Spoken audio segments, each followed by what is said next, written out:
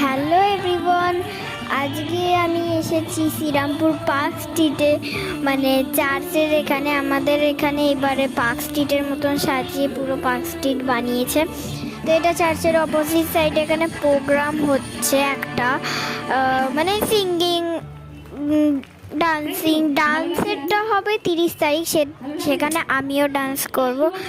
তো তোমরা যারা শ্রীরামপুরে থাকো এলে আসতে পারো। আর আমরা একটুখানি বাদে যাবো চার্চে চলেও এসেছি।